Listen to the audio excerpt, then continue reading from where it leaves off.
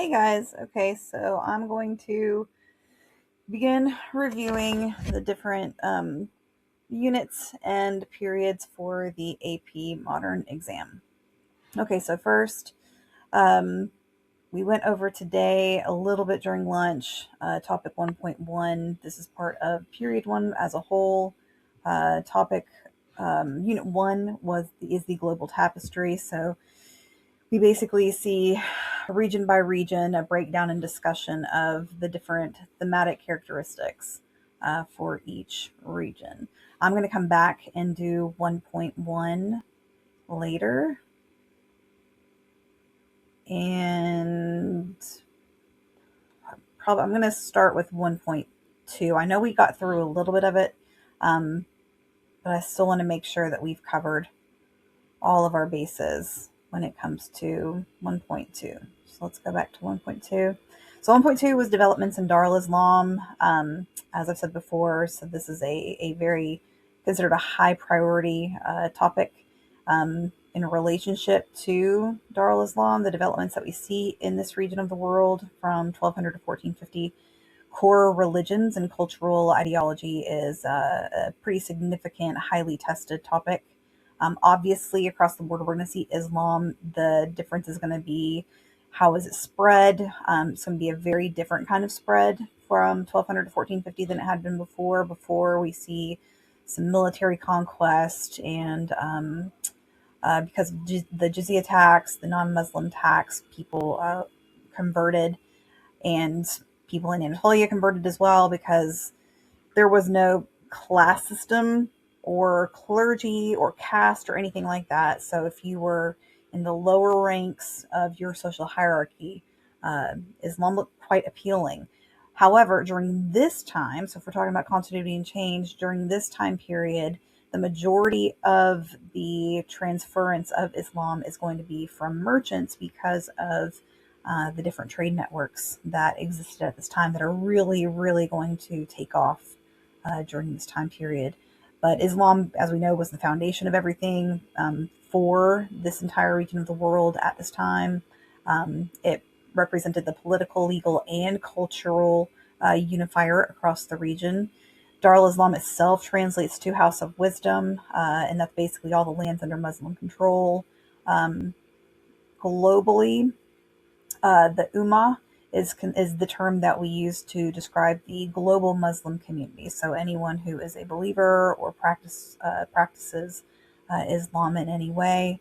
The Imam is the prayer or religious leader. You should know what a mosque is. A minaret is the tower where the call to prayer is given. The Muezzin is the individual who delivers the call to prayer. Sharia law is another highly tested topic. Just know that it basically provided the legal framework based off of the Quran and the Hadiths, and it did connect religion to governance. So not truly secular in this regard.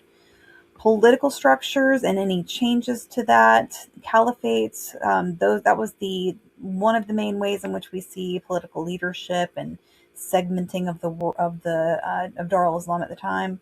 It did decline politically, but it did still remain symbolically important.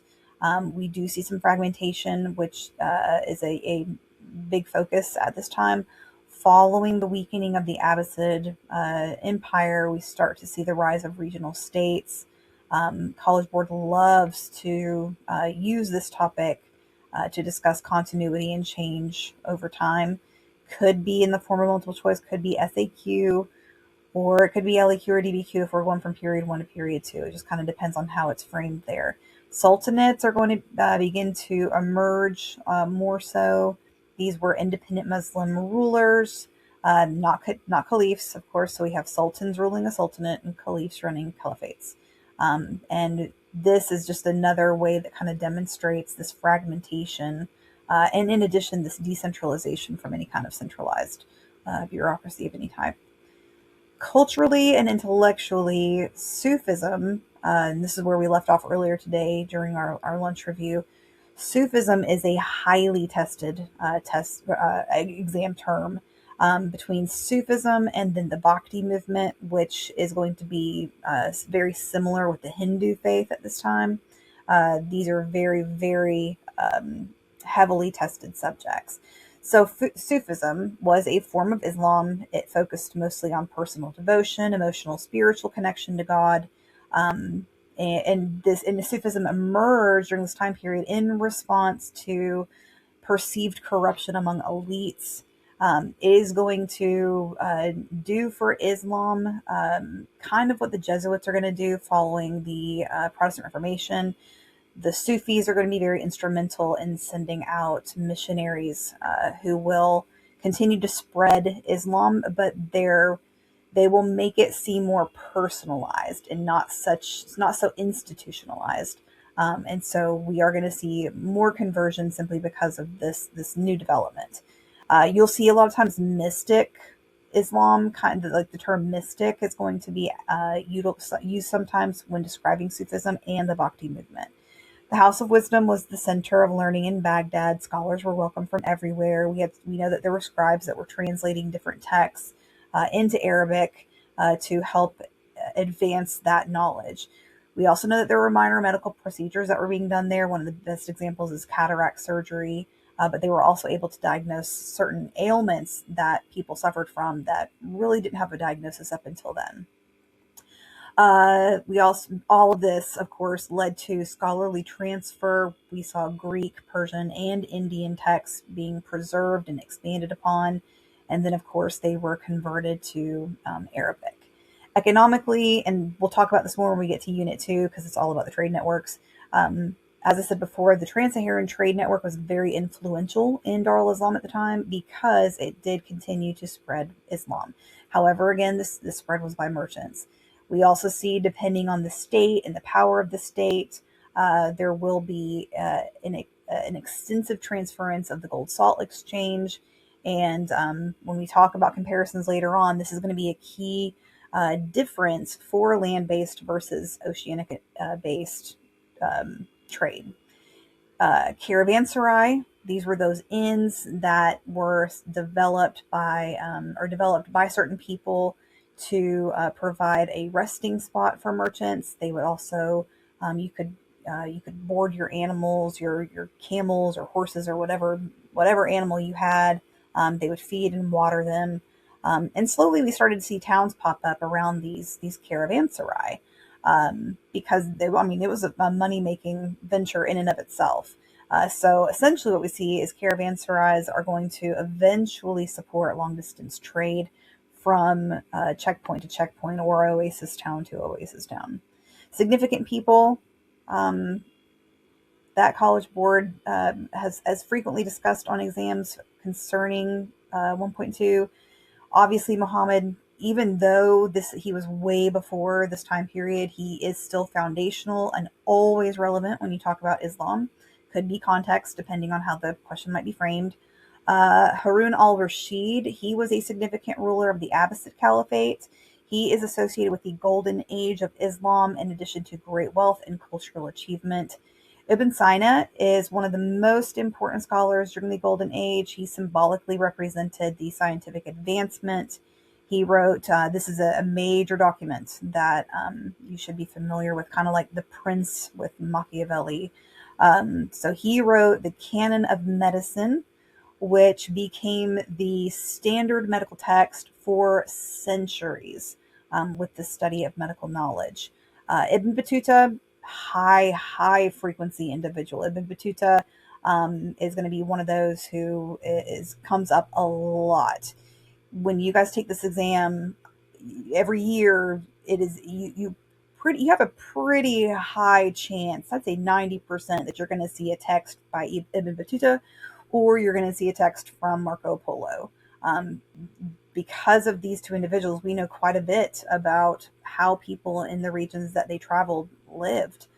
So his documents provided a lot of evidence of connectivity throughout Darul Islam. And so there's a lot of times there's very high frequency, him more so than Marco Polo. Ibn Battuta is featured a lot on the exams. Major states and empires. The core Islamic empire, of course, is going to be the Abbasid Caliphate. It was most important politically and culturally. We do see a golden age, which fragmented slowly over time. Major turning point for the Abbasid Caliphate, major turning point, really just historically for world history, is the invasion or sacking of Baghdad, which took place in 1258. This will be the end of the Abbasid Caliphate and the transition to Mongol rule. Symbolically, the Abbasid Caliphate reestablished in Egypt under Mamluk rule. So the Mamluks are going to end up in Egypt, and they are going to try to reestablish the Abbasid Caliphate, but it didn't really have much power. So truly, the real Abbasid Caliphate was pretty much done. The rule was gone. Al-Andalus. This is something that at the beginning of the year, when you guys did take a summative test over period one, Al-Andalus did come up. This, of course, is the term that refers to the geographic location on the Iberian Peninsula, present-day Spain and Portugal, with the major cultural center in the city of Cordoba. It was also an intellectual hub as well. We see very close interaction between Christians, Jews, and Muslims, so we do have a period of peace. And then eventually we see kind of this push and pull, this power struggle between members of the Islamic faith on the peninsula versus the Christians who were there before. And so this kind of triggers or different things that leaders of this region did that in some way affected the other groups. So, for example, we know that there were a couple Muslim leaders that basically outlawed the carrying of crosses or Bibles in public. In response to that, we see a significant shift in power on the Iberian Peninsula that began with the Reconquista. This is the reconquering of the land by the Christians, and it will be really, really reach its peak and finalized during the rule of King Ferdinand and Queen Isabella during the end of that time period. So when everything later on in the 1400s is going on in Europe, we see a major push towards expelling what remained of anybody seen as a threat to Christianity from the Iberian Peninsula, and this was the Spanish Inquisition.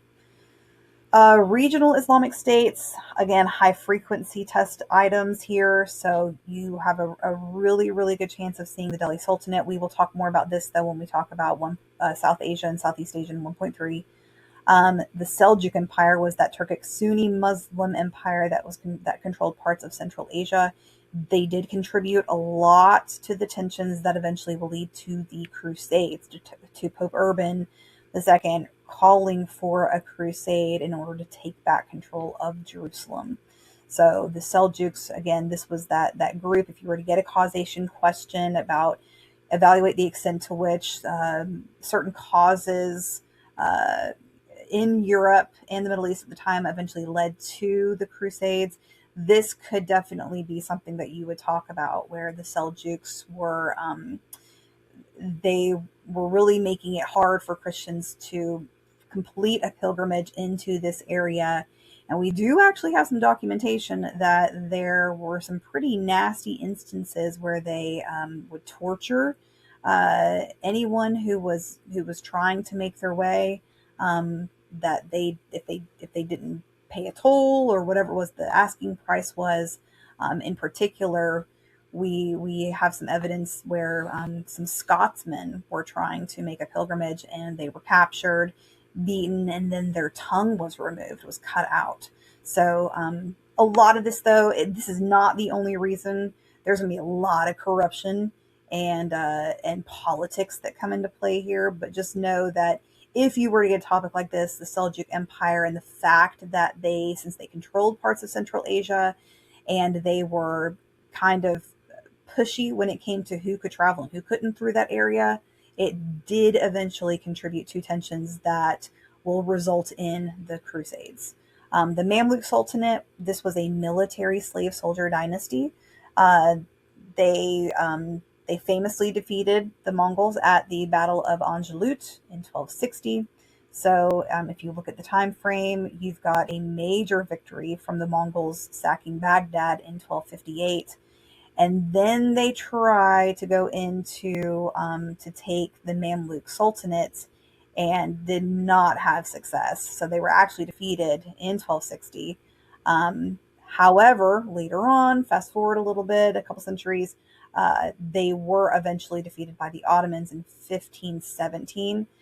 This right here could be a really, really good CCOT question about the this definitely demonstrates power, and we see a lot of this later on where some of these powers might have been advanced militarily, but certain things are going to occur, like the Gunpowder Revolution, that will give certain other groups the upper hand. In this case, the Ottomans. If you are down to a crunch time and there is anything that you need to study or know at all for 1.2, definitely know these terms. So Sharia, Sufism, the Abbasid Caliphate, Darul Islam, and how it started with we basically see this back and forth between unity and fragmentation. Indian Ocean trade and the spread of Islam. In addition, the Trans-Saharan Trade Network. So those are going to be some of the big ones. I'm going to add that Trans-Saharan. This is more so. I'm going to put more so led to the spread of Islam. Okay. And then also the Delhi Sultanate. But again, the Delhi Sultanate is kind of secondary for 1.2. It's going to come up again 1.3. So we'll talk more about that in a little bit. How you could typically see 1.2, the developments in Darul Islam on your exam. You might see a multiple choice question that could say something like, which factor contributed most to the spread of Islam? And during this time period, it would be the trade networks, the transference of this through merchants, Muslim merchants, Sufism, which will make Islam feel much more personal, and missionaries, of course, will spread this, and they will adapt it to local customs. Sufism was very much, it could be practiced the way that the person wanted to practice it, and that's what made it so personal. So it wasn't, you didn't have a strict set of rules or laws that you had to follow. You practiced it with your interpretation. And so wherever the Sufis transferred this knowledge, they added local customs to make it appeal more to the people living there. They also established lodges to provide shelter and spiritual teachings. This is very similar. This is a good similarity situation that, we talked about the elite members of society in East Asia and how they started to really fund the construction of those monasteries. And that's how we know Buddhism started to make a pretty good influence into the East Asian population, especially when it came to the elites. Similar thing here. We do start to see people kind of go into and transition to this Sufism to some degree, and they also will begin to develop these lodges that provided shelter, spiritual teachings, and other supplies to people who were less fortunate. For an SAQ, you could see something like explain one way Darul Islam remained unified. You could use something like the Sharia, the Arabic language, religion as a whole. Any of that would fit. And for an LEQ, DBQ, remember this could be context, but it would be continuity and change or causation possibly, something from period 1 leading into period 2. Typically what we've seen in the past is a government themed question based off of continuity and change over time. You could see the spread of Islam through trade, something involving cultural and intellectual achievements. So anything along those lines. The big takeaways for 1.2 would be that we have a very politically divided and culturally unified region. So there was not one centralized leader or ruler.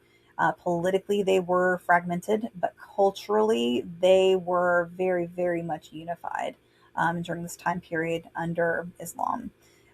The spread of Islam through trade, conquest, and missionaries, again, the Sufis is another big topic. And then finally, religion as the major hub of knowledge and exchange. All right, I'm going to stop here before we go into topic 1.3, just to make sure this video recorded properly.